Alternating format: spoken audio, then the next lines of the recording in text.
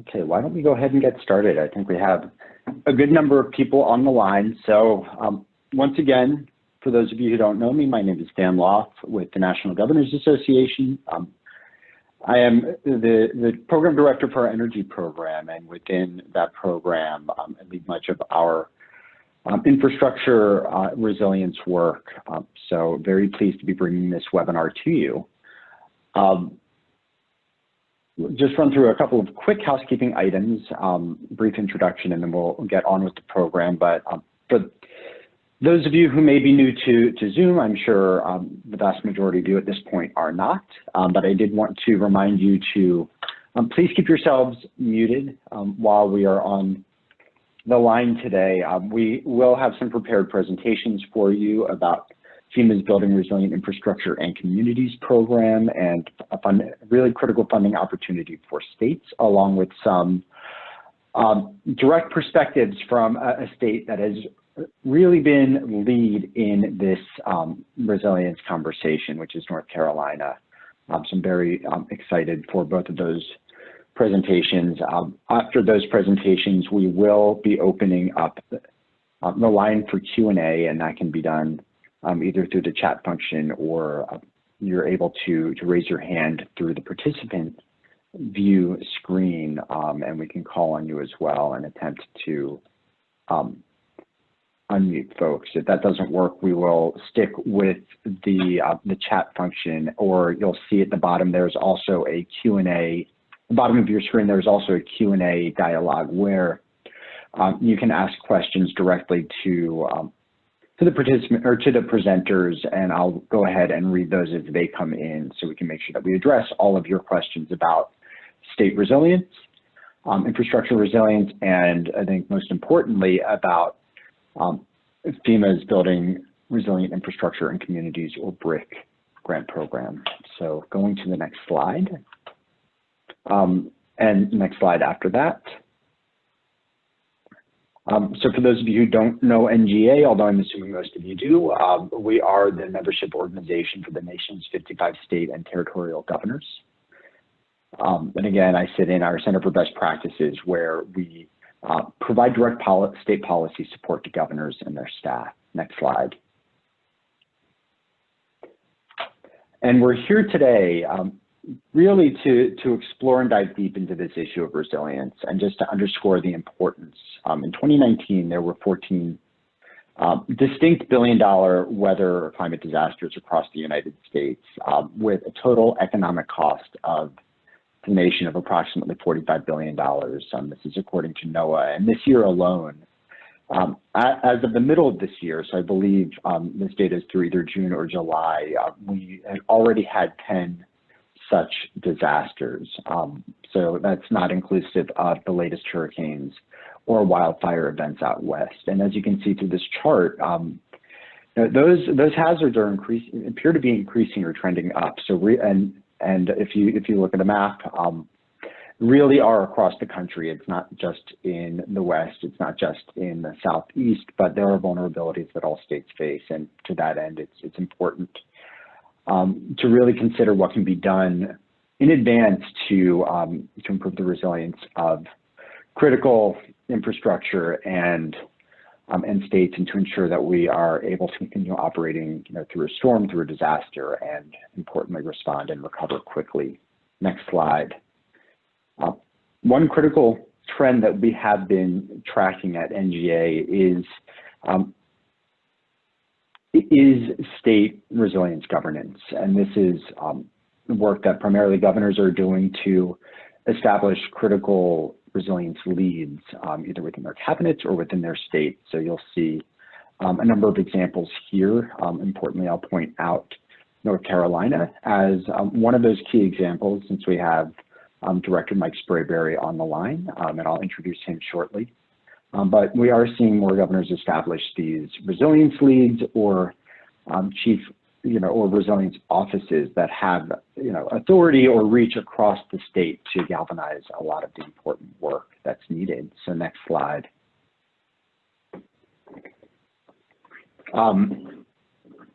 Core to that work is critical infrastructure resilience. I will talk through this somewhat quickly, but we'll be making this recording and slides available after the presentation for everybody to access. But importantly, there are a number of critical topics related to critical infrastructure resilience, that some of which we'll dig into later in the conversation, that states are exploring to really improve resilience for those systems, exploring things like critical interdependencies of energy, water, telecommunications, and transportation systems. Important intergovernmental collaboration, both within state government and among various levels of government, also collaboration across sectors, and then of course the importance of careful planning and exercising of those plans. Next slide. There are a number of challenges states continue to face along that front, challenges such as valuing and then coming from that really monetizing or financing resilience measures so that they can be afforded, they can be implemented. Questions again around critical interdependencies and cascading effects, prioritization and coordination. And the BRIC program, as you'll hear, is one funding opportunity that is available to governors and to states, as well as other local and tribal levels of government, to really help cover a number of these challenges and help states address them.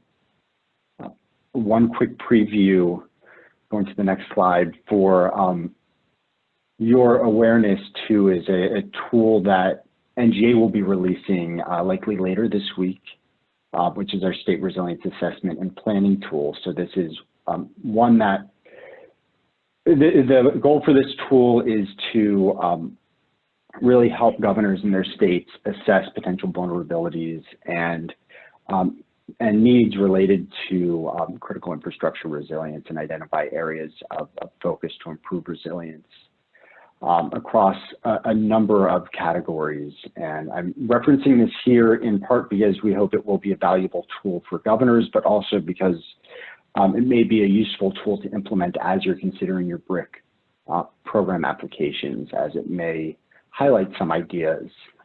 So with that, I just wanted to welcome everybody. I am pleased to have you all on the line to join me and to join our two expert speakers. And without further ado, I will go ahead and introduce them. So first, we are going to hear from Camille Crane. Camille is the BRIC Program Chief with the Federal Emergency Management Agency, or FEMA. So she is the right person to be talking to for this program, and we're very excited to have her on the line. After Camille, I will turn over the line to Director Mike Sprayberry, who is the Executive Director and Deputy Homeland Security Advisor with the North Carolina Office of Emergency Management, and importantly, under his agency is also housed the North Carolina Office of Recovery and Resilience.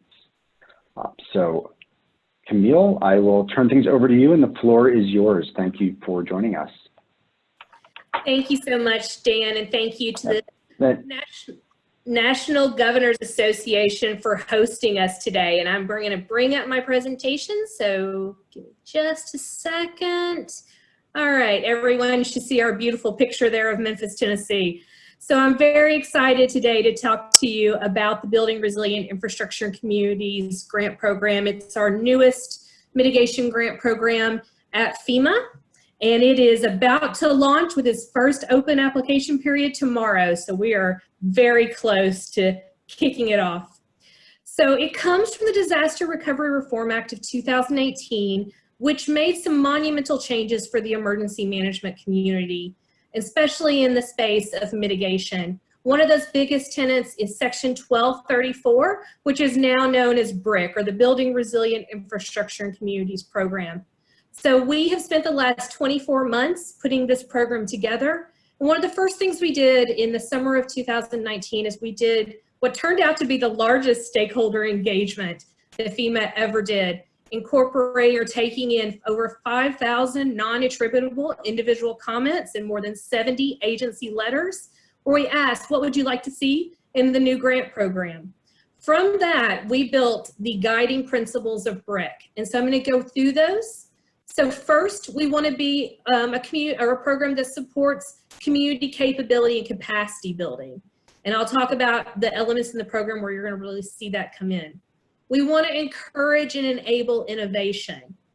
We want to be a program that supports partnership. We know that one grant program on its own cannot fund all the things that need to happen in the resiliency space. A latest report says that around $540 billion is needed to be able to mitigate America's infrastructure. And so we also know that a lot of the infrastructure is not owned by the public sector, it's owned by the private sector. So it really speaks to the importance of partnership. We want to enable large infrastructure projects. And we'll talk about some of our funding caps in a moment. We want to maintain flexibility. We are very serious about being a program that continually improves. So we have created some flexibility to be able to learn from ourselves from year to year. And at the same time, we want to provide consistency. We are one of 3 hazard mitigation assistance grant programs at FEMA. So for our emergency management offices that manage our other 2, the flood mitigation assistance or FMA, or the hazard mitigation grant program, HMGP, where that made sense for us to be consistent with those 2 programs, we wanted to do so. And of course, as we were building the program, we wanted to be supportive of FEMA's strategic vision or strategic plan. It's a plan that has 3 main goals that really focuses on mitigation as well, especially with goal number 1 of building a culture of preparedness. This is where we fit in very strongly with increasing the mitigation investment. We want to be a program that helps ready the nation for catastrophic disasters. We'll talk about some of the ways we're looking to do that. And then we've tried to make sure that we reduce the complexity of FEMA. So in our program design, we tried not to do anything that was going to be too complicated. We also set forward 4 priorities of the BRIC program. We want to be a program that encourages public infrastructure projects, and those are infrastructure projects that benefit the public, whoever they're owned by. We want to increase projects that mitigate the risk to 1 or more of FEMA's community lifelines. The lifelines construct, if you're not familiar with it, came about in 2017, and it was built as a tool for response to how to respond to disasters, to see if certain critical areas of a community were back online, such as transportation, medical, safety, food, water, shelter. Well, we know that if we can mitigate the risk to those sectors or those community lifelines, then them being online after a disaster is greatly increased. So we wanted to help support that. We wanted to be a program that promotes projects that incorporate nature-based solutions. That was something we heard loud and clear through our stakeholder engagement. And then we want to be a program that incentivizes the adoption and enforcement of modern building codes. You'll see that building codes mentioned throughout the Disaster Recovery Reform Act. We had a clear legislative intent to be a program that would center around building codes, and you're going to see building codes come up a few different ways in the program. So this is what I lovingly call our pizza tracker.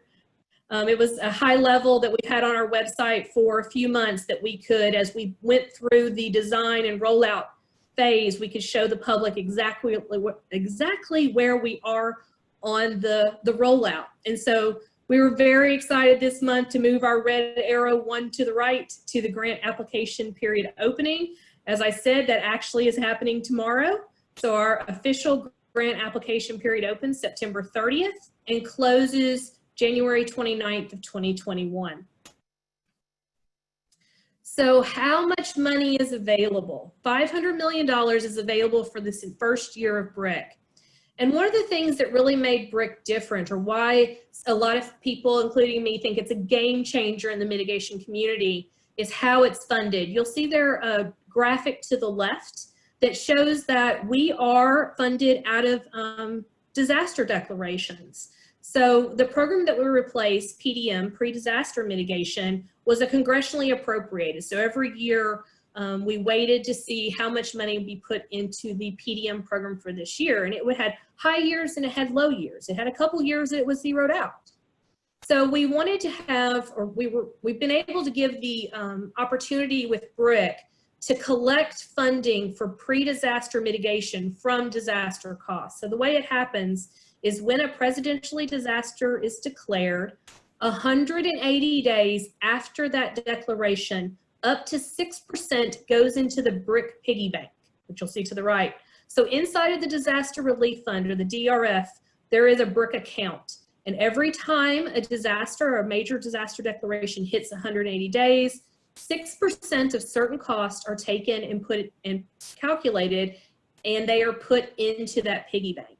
And then once a year, we will break into the piggy bank and scoop money out. So this first year, we're able to scoop out $500 million. That $500 million is divided into 3 different funding mechanisms, starting with a state and territory allocation. So all 50 states, the District of Columbia, and the 5 territories have available $600,000 as an allocation. And we'll talk about what kind of projects can be applied to that allocation. On top of that, because our federally recognized tribes are eligible applicants, but they do not get an allocation, we have set aside $20 million for federally recognized tribes. The balance of the funds will be in a national competition for mitigation projects. So that's estimated to be around $446.4 million. Of course, if any of the funds in the tribal set aside or the state and territory allocations are not used, then that money rolls over to the national competition. So who is eligible for the BRIC program? Eligible applicants, which means those organizations that can apply directly to FEMA, include all 50 states, the 5 U.S. territories, federally recognized tribal governments, and District of Columbia. Our eligible sub-applicants, meaning those organizations that can apply to the applicant, who then forwards their applications to FEMA, include local governments, tribal governments, different state agencies, and other tribal agencies. What you won't see on here as eligible is either the private sector, private nonprofits, individual homeowners, or business owners.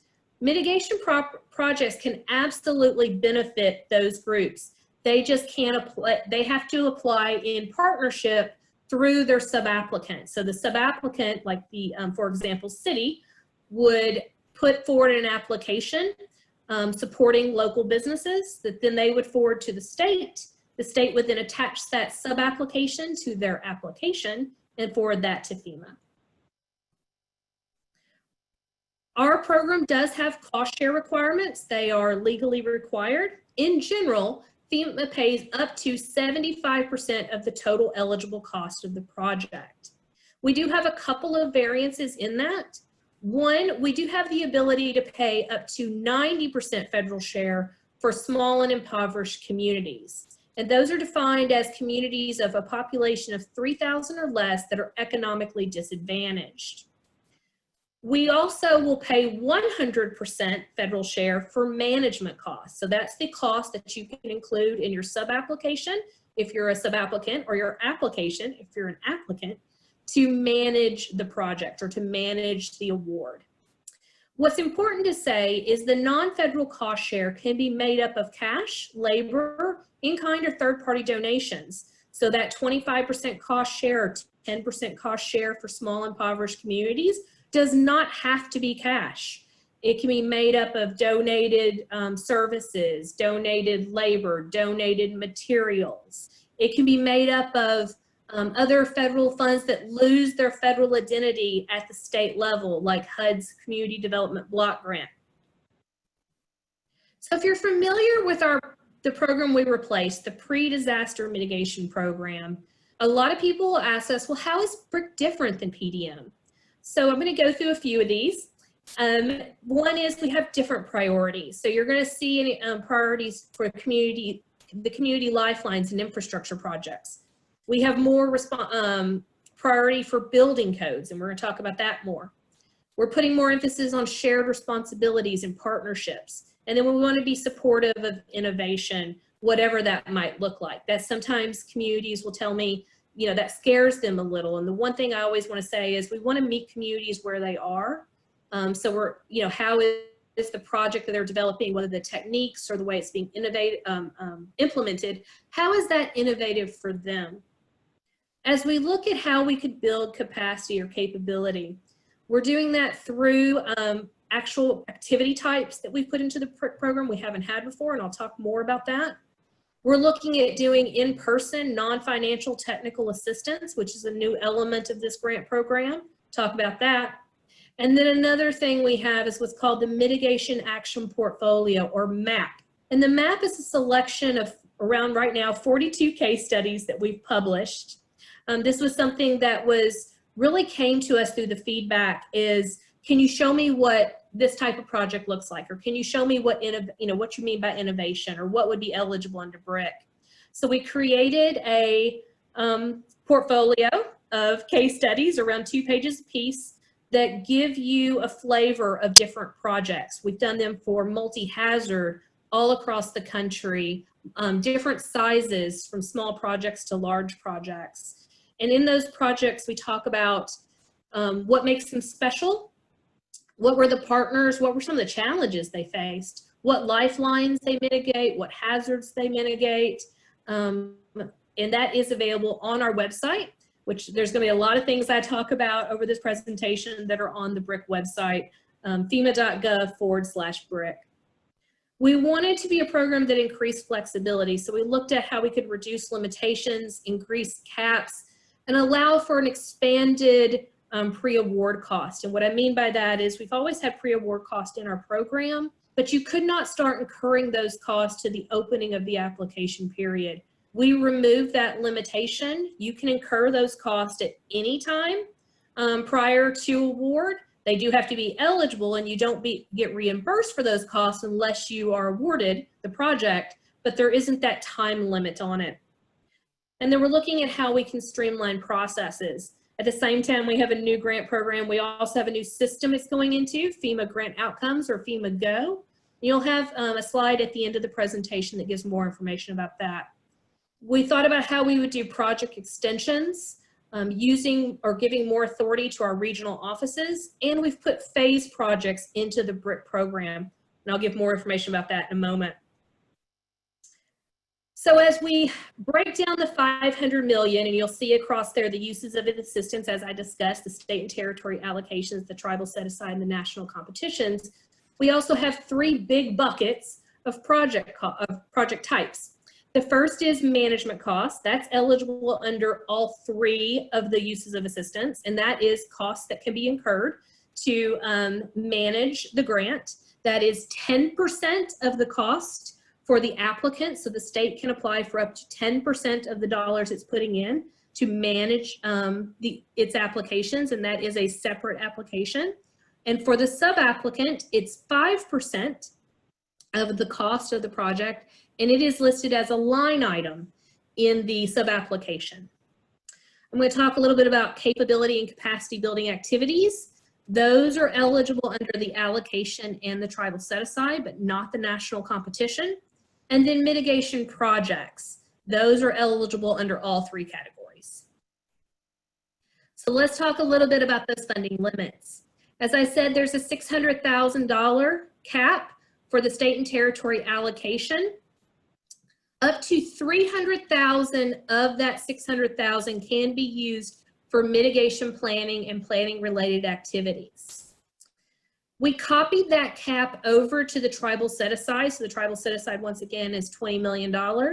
Inside of that, each tribal applicant can apply for up to $600,000 of capability and capacity building activities, with no more than that of $300,000 for planning, mitigation planning or planning related activities. As we look at the national competition, we do have a $50 million cap per sub-application. So as I talked about in the beginning, the guiding principle of enabling larger infrastructure, we did up the cap to be able to help with that to $50 million per application. You will see there are no limits on the number of sub-applications any applicant can submit. They just must meet these dollar caps. So getting into a little bit more about the capacity and capability building activities. So these are 4 different project types that can be applied for under the state and territory allocation or the tribal set aside. And there's 4 different categories. So I'll start from the bottom since we've already talked about that a little bit. And that's the $300,000 that can be spent on mitigation planning. So this is either the creation of a mitigation plan, the update to a mitigation plan, or planning related activities such as integration of mitigation planning with other planning mechanisms in the local government.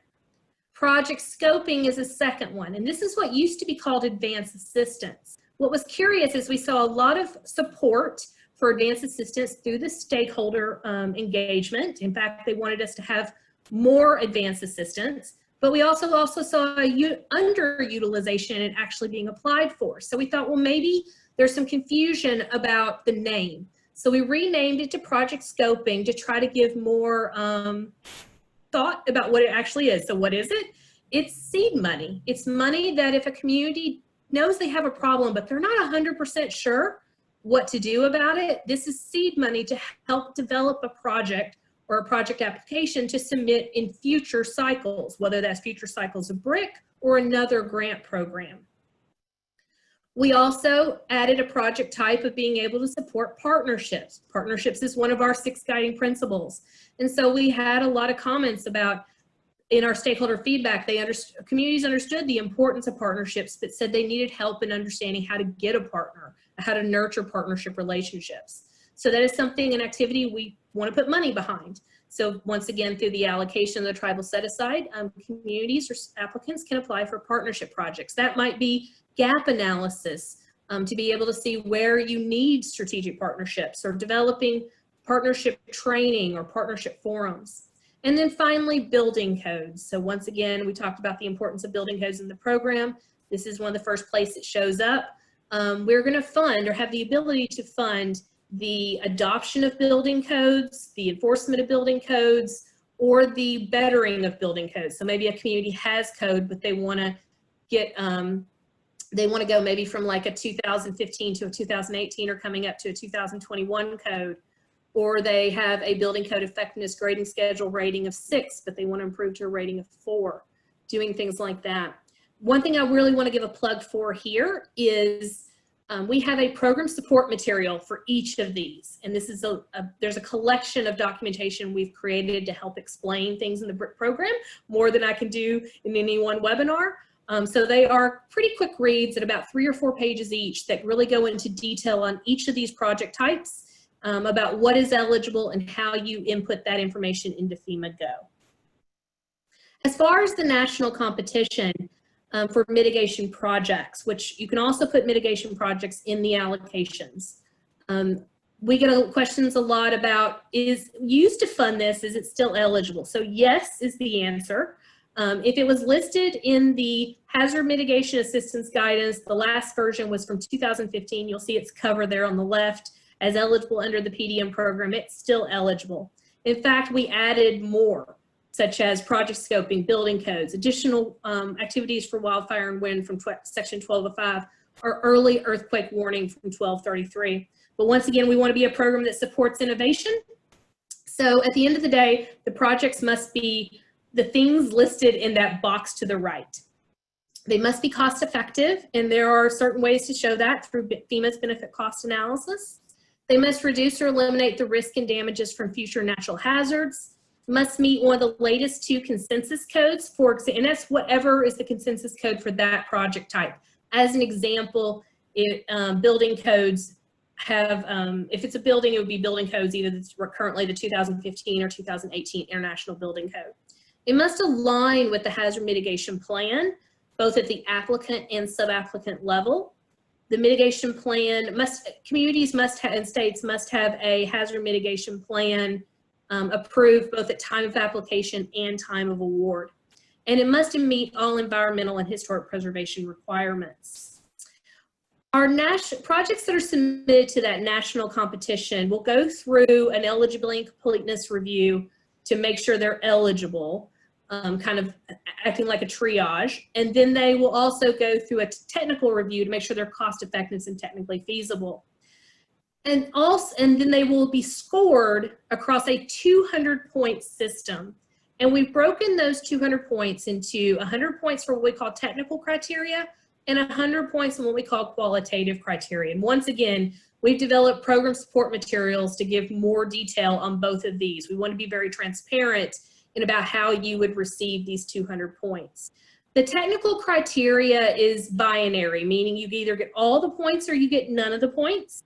And these really speak to the priorities of the program. So quickly going through these, if it's an infrastructure project, it's worth 20 points. Mitigating the risk to one or more community lifelines is 15 points. Incorporation of nature-based solutions is 10 points. This is the second way building codes come in the program, actually third way I should say. You get if the applicant has mandatory building code adoption of either the 2015 or 2018 International Building Code IBC and International Residential Code IRC, then any sub-applications from that applicant is going to get 20 points. On the sub-applicant level, if the sub-applicant has a building code effectiveness grading schedule rating from 1 to 5, that sub-application will get 15 points. If this application or sub-application has been generated from a previous FEMA Hazard Mitigation Assistance Advanced Assistance Award, which we now call project scoping, that's 10 points. We are also giving 5 points for an increased non-federal cost share, and then 5 points to communities that have been designated as small and impoverished. The second 100 points are what we call the qualitative criteria. And these are a gradient, meaning they will be scored on a scale between 0 and whatever the total point value is that you'll see on the screen, from 5 points to 35 points. And these will be scored by a national peer review panel made up of state, locals, tribes and territories, as well as other federal agencies. So the first one and biggest one is our risk reduction, resiliency, effectiveness. So we want to see that the project has a strong natural hazard risk reduction. We also want to look at what were the ancillary benefits that might be included. How is the project being innovative? Secondly, 15 points for the consideration of future conditions, looking at how were future conditions looked at in the project and what assumptions or documentation was used. 15 points for implementation measures. So this is looking at how the project will actually be managed, so we have confidence that the project not only has great risk reduction, but actually can be completed as described. 15 points for an identification of the populations impacted. So what percentage of the community is going to benefit directly or indirectly from the project, as well as are there any socially vulnerable groups that the project is either going to be adversely or positively affected. 5 points for outreach activities. So how has this project been socialized in the community? And then 15 points for leveraging partners. Has partners contributed to that non-federal cost share, or partners helping either design the project, implement the project, offering technical services? Who are you partnering with?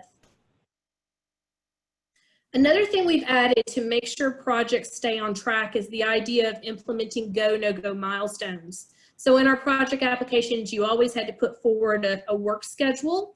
With that, we're asking you to identify one or more of those elements of your work schedule as a go, no-go milestone to look, if you don't achieve it, we could actually cancel the award.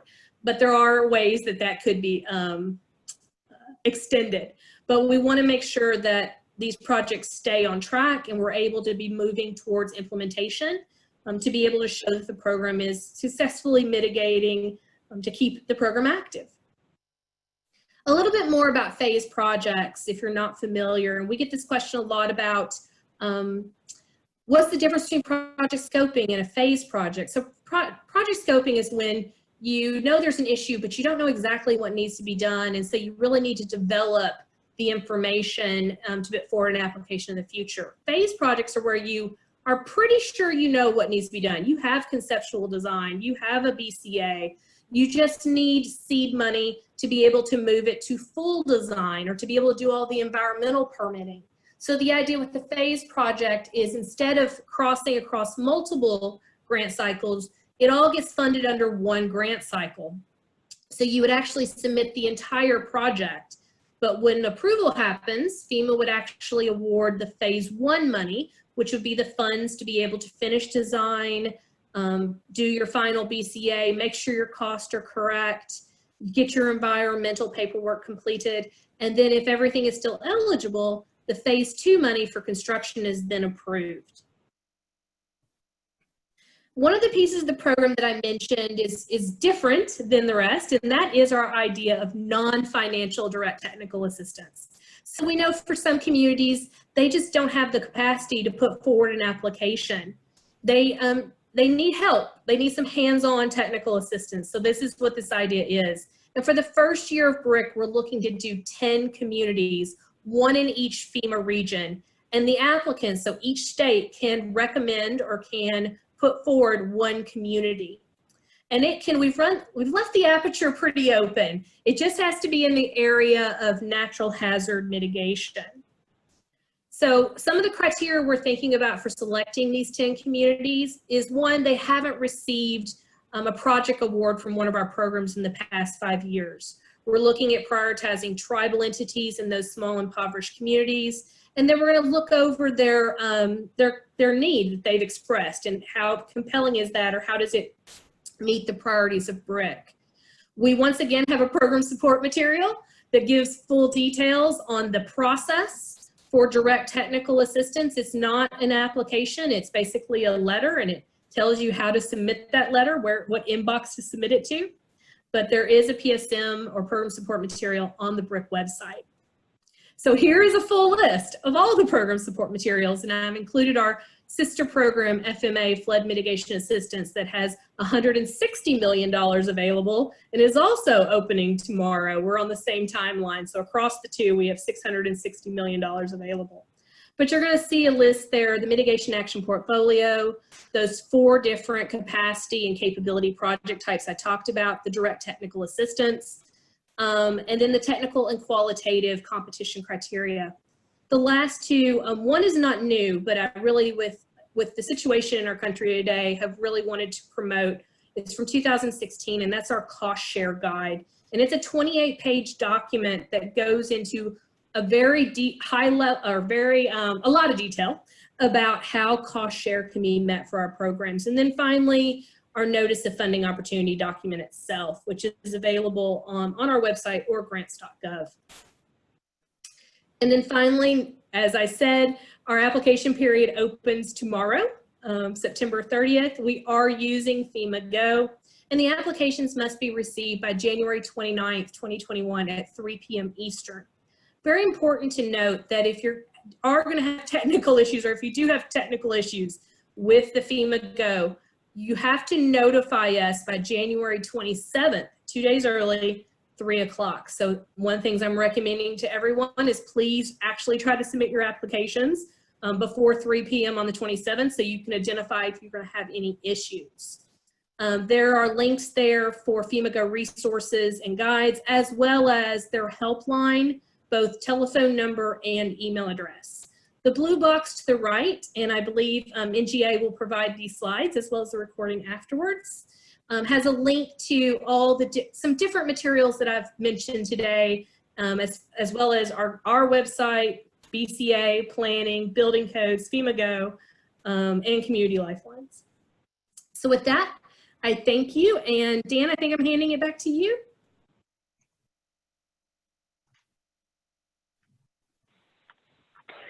Yes, and thank you so much for that. I'm going to want to turn to Director Sprayberry next. I do have one quick, just clarifying question that came through, and then we have a handful of others that are in the queue that we should get to at the end of the session. And I will say, for anybody who submitted a question, if for whatever reason we don't have time to get to your question, I have been writing them down as well, and we can work with our speakers today to follow up with you directly afterwards to make sure that you had your questions answered. But just one clarifying question. One anonymous participant asked, we assume there is no BCA requirement for any of the capability and capacity building projects. We're also assuming there is no limit for the amount of funding that they can request under the capability and capacity building other than the state set aside amount of $600,000 and $300,000 for planning. So could you confirm or correct those assumptions? Sure. So that is, for the BCA, that's correct. There is no BCA or benefit cost analysis requirement for any of those 4 project types under capacity and capability. So planning, scoping, partnerships, or building codes. As far as there isn't a limit on the number of sub-applications you can submit to those categories, but there is the funding cap of $600,000, but with no more than $300,000 to mitigation plans. And in FEMA Go, you will actually rank your application. So if for any reason you did submit more than $600,000, we will go off your ranking for the first $600,000, and those will be the ones we review. Great, thank you for that. And with that, again, our next speaker is going to be Director Mike Sprayberry with the North Carolina Office of Emergency Management and the North Carolina Office of Recovery and Resiliency. So, Director Sprayberry, please go ahead. Thank you, sir. And it's an honor to be here with you today. And I also want to thank Camille. She does a fantastic job. I've listened to her seminars before, and she's very excited about what she does, and she's very knowledgeable. So thank you very much, ma'am. Right. So let me get started and tell you about the North Carolina Office of Recovery and Resiliency. We created it in November 2018, and we staffed it with a resilience team in spring of 2019. We're real proud of our resilience team of 3 people. Dr. Whitehead, Dr. Martin, and Marlena Byrne, JD. All of them very experienced, all of them very motivated, and they're helping to drive us forward. We've had a lot of disasters in North Carolina since around 2016. We've got $3.5 billion out in the field to disaster survivors. It's split between emergency management and the Office of Recovery and Resiliency. Office of Recovery and Resiliency basically manages our CDBG DR money as well as CDBG mitigation. And they're also now going to be managing CDBG coronavirus for eviction prevention. So a lot of work there, and we're real proud of them. This is the mission for resilience in our state. And so I really want to say that, you know, the bottom line for us is a triple bottom line, is to build resilience across community, economy, and environment. You know, you can't have just 2 and not the third. We don't want to just build back or build better. We want to bounce forward and really get to a good place to reduce risk for future disasters and climate change, and not just go back to the same old way.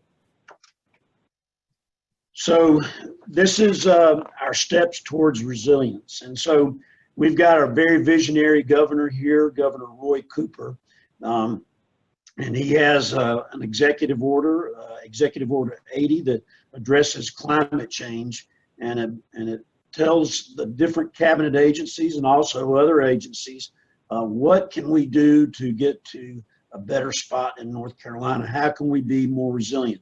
And so we have a 3-year plan, and so we are supporting closely our Department of Environmental Quality. We do administer the State Disaster Recovery Task Force that has 12 recovery support functions. I'll talk more about that in just a second.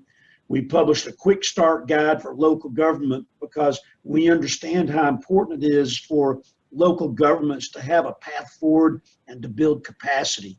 We've also applied and received an economic disaster agency for funding for Resilient North Carolina Regional Portfolio Program. And so we're excited about that, the EDA, or excuse me, the Economic Development Administration. And so we're going to use some of that money to help our local partners too, to understand how to best move towards, you know, becoming more resilient. Our long-term work is to develop statewide strategies so we can cut across sectors and places for vulnerabilities like flood or wildfire. And then also we're an enhanced plan state, very proud of that fact.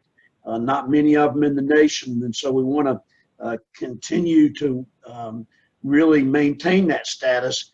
And we want our resilience team to improve resilience so that we basically weave it all through our next iteration of the enhanced plan update. So this is our North Carolina resilience plan. It did require all state cabinet agencies to contribute to developing a climate risk assessment and the resilience plan. It outlines impacts across all 11 sectors. And it basically, I think, it shows the commitment that the governor has to address climate change. And we're real proud to be a part of that. And as we work to build this plan, you can see in the box over to the right all of the different people that participated. It was very inclusive. And so we think that that's critically important to having a good project. So we did develop 6 resilient North Carolina guiding principles for resiliency. I like number 1, act quickly and decisively to reduce the most harmful impacts of climate change. Act thoughtfully and collaboratively to develop equitable solutions for the most socially challenging effects of climate change. Invest in safe and affordable and connected communities, strengthen regional economies. That goes back to what I'm talking about, community, economy, environment, and support healthy communities, local identity, and recreational access to nature. We also want to implement resilience best practices. What you'll see to the right is a home with an optimal elevation that's above the flood of record, not just what the map floodplain is. And so that's just one way we want to operationalize those principles. Local government input, I can't overemphasize how important that is to us. And if you're going to have a network of people and change the way people think about resiliency, you're going to have to make sure you're getting input from our local partners, because that's, you have to build it at the grassroots level. So we held a number of regional resilience workshops, and I can tell you that people participated. It was excellent. We had those focus areas that you can see there to the right, and so we got a lot of good results out of that. Our priority initiatives are here. We manage and coordinate statewide resilience, convene a dedicated interagency resiliency team, continue resilience efforts through the NC Climate Change Interagency Council, establish the NC Resilient Communities Program. We're going to have a toolbox, training programs for communities, and establish Resilient Communities Grant Program. Again, working with the economic development, and so for that grant and making best use of that. All right, something that I'm pretty proud of here is our State Disaster Recovery Task Force. And basically, it's kind of based on our National Disaster Recovery Framework, as well as the State Disaster Recovery Framework. And we have these 12 recovery support functions, and we meet frequently. And our resilience team, Dr. Whitehead, is the chief, as I mentioned, is the chief state resilience officer, and her 2 deputies. They work with these RSFs, and we also have other people that work with them in our 2 agencies. And it's really great to see the interaction of everybody working together. One of the things that we've done, and I think you heard Camille talking about, we could use CDBG funding as match perhaps. Well, in this scenario, what we are looking at is we've made recommendations out of our RSF 7, which is environmental preservation, to do things like probable max precipitation modeling, to do things like rain event frequency.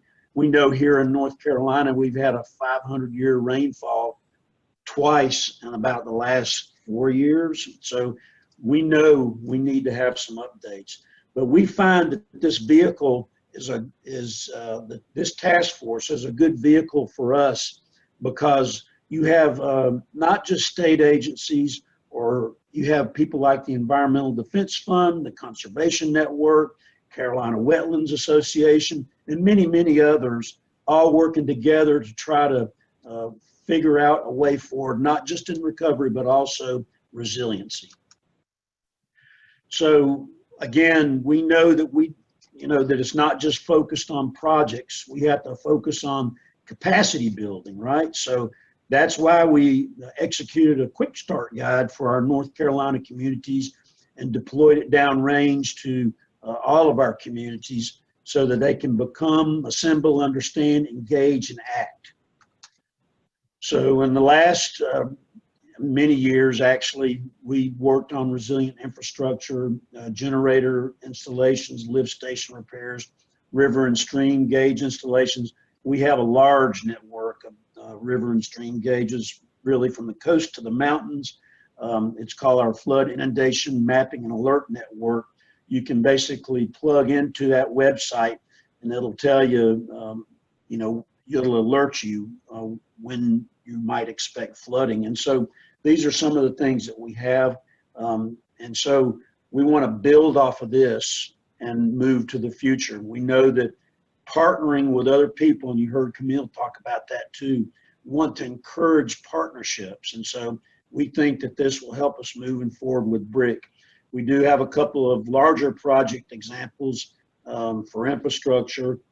Y'all might have heard of Ocracoke out in the Outer Banks. We had a project of North Carolina Electric Co-ops and Little Sugar Creek restoration project of a creek and out in Charlotte, and we're excited to do that. Looking to the future with BRIC, more partnerships and collaborations to build resilient infrastructure, larger community or area-wide projects where local governments and partners collaborate. Smaller rural communities can reap the benefits and enables capability and capacity building needed before local governments can scope and prioritize shovel-ready projects at work. And that's one of the things that I'm most excited about is, you can have a phased approach here. You can work on a scope before you put an entire project in. And so that's pretty exciting to me about BRIC. And one other thing I'll say about BRIC and what Camille just said, that if you are having technical difficulties and getting into the portal and submitting your projects in January, you better let them know in a very timely manner, because once they hit that deadline, it's all over. They won't accept it. I know, I can tell you from experience. All right, so good to go. Thank you very much. That concludes my briefing, and appreciate being allowed to talk to y'all today. Great, and thank you as well to you both. These were very informative presentations, and I think gave our audience a lot to think about. So we have many questions that have come through, and we'll try to go through as many as possible over the next few minutes, and any that we don't get to, again, I've been keeping track of what's come in so we can do our best to respond after. But one question I wanted to start with, actually seen come through a few times, and it ties in with both of your presentations, and that is relating to capacity and planning through the BRIC program. There's been a lot of interest among states to establish a Chief Resilience Officer type of position, much like the one Director Sprayberry you just described. So the BRIC related question is, would that capacity and planning component be able to fund something like the development of a CRO position or Chief Resilience Office? And then Director Sprayberry, to you as well. Could you explain a little more about how you stood that position up and secured the funding for it? So Camille, are you going first? I will, and yeah, I do want to address this because this is something we've seen some with like building code work too, is can you staff positions? One of the things is our program and all have periods of performance of 36 months. So just staffing positions on their own isn't a long-term solution for at least for our funding. So we do have difficulty in just staffing positions. Now, I do think that we could definitely fund staff time to be able to complete deliverables, but just staffing positions is difficult with the BRIC program because of the periods of performance. So the answer in North Carolina, and I distinctly remember this, we had been talking about it here at the agency about getting a chief resilience officer. And we have to brief the governor frequently on where we are with the recovery. And when we brought up, the fact that we'd like to have a chief resilience officer, it was pretty funny because he said, why just one? And he is committed to it, as evidenced by, our executive order addressing climate change. And he wants to see resilience interwoven in all of our activities. And that's one of the things that, he's not asking for it, he's demanding it. And so instead of hiring one, we hired three. They're really superior, I have to say. And and it's being funded by state appropriations. So we look forward to building, I think, when you think about it, and when you think about the way the climate is, I think that moving forward, I can see a time when we would have more people working this. But just let's stick with BRIC for a minute. I can tell you that our resilience section led by Dr. Whitehead, they are closely coordinating with our assistant director for hazard mitigation to make sure that the projects that are, that first of all, we briefed all of our partners out on it with seminars, have one more coming up day after tomorrow, day after tomorrow. No, actually, day after tomorrow. And so, so they're working together, and that's one of the great things, having the Office of Recovery and Resiliency partnered up with emergency management, we can leverage efficiencies. And so, and make sure that nexus is, and the partnership is tight. Excellent, thank you for that. Just a few quick questions in the last minute or so that we have. This one is a clarifying question about the BRIC program. Can the non-federal match for BRIC include funding from other federal agencies, such as the Army Corps, USDA's Natural Resources Conservation Service, or others?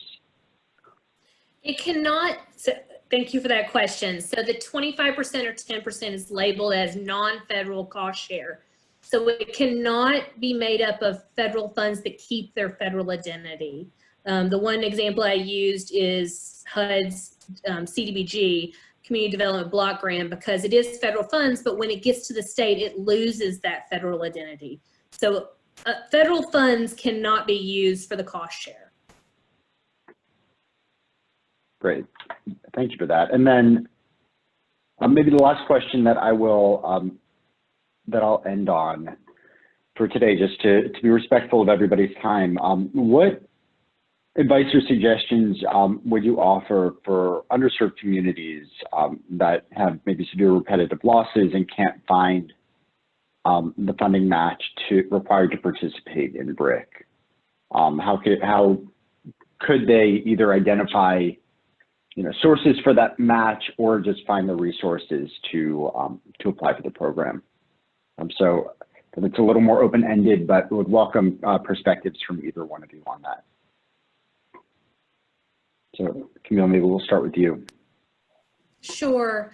I think I come from Kentucky, and I can remember for state hazard mitigation officer in Kentucky, I had communities very and in poverty that we were able to link them up with some nonprofits in their area that supported them with grant writing, as well as helping identify other funds or ways to do non-federal cost share that were not cash, either through having, working within their community to find ways to donate labor or donate assistance. One thing I will give a plug in, coming up and we'll have hopefully in the next few weeks some information out, we are planning to do a webinar on cost share. So full hour dedicated to talking about cost share, because we know that's a hot topic. And I'll give another plug for that cost share guide that we produced back in 2016. Great, thank you.